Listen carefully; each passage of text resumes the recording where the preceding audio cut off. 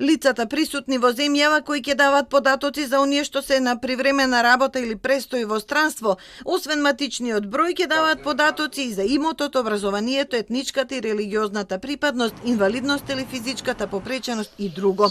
Ова го предвидува законот за попис, објаснува за Телма заменик директорот на Заводот за статистика Илми Селами. Вели дека тоа не е во спротивност со изјавата на директорот Апостол Симовски, туку ја дообјаснува. За да се затвори апликацијата, сите полиња со барани карактеристики треба да се пополнат. Точно е дека се работи за доверливи податоци кои роднина или пријател може да ги изнесе пред попишувачот, но со дозвола и доверба од одсутното лице. Ние нема да се расправаме јавно, но овој закон всушност е исклучок од забраната за споделување лични податоци. Пред 3 дена при презентацијата на методологијата, директорот Симовски изјави дека некои податоци може да ги даде само лицето што се попишува. Во сите случаи, кога дава податоци за друго лице, има можност и за лице што се отсутни, ама во земјата, не може да се даде одговор на оние прашања кај што се исклучиво бара лично изјаснување. Тоа се прашањата за етничката припадност, религиозната припадност и јазикот.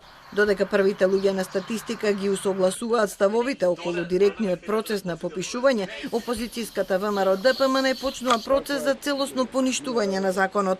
Со 175 потписи иницираат граѓанско собирање на најмалку 10.000 потписи за одложување на пописот за 1 година. Со ова иницијатива очекуваме дека ќе добиеме огромна поддршка од граѓаните и дека следниот период ќе разбудиме власта дека на ваков начин, со сила и на нелегитимен начин, без консултација на пошироката јавност и на политичките партии, не може да се носат важни и суштински закони.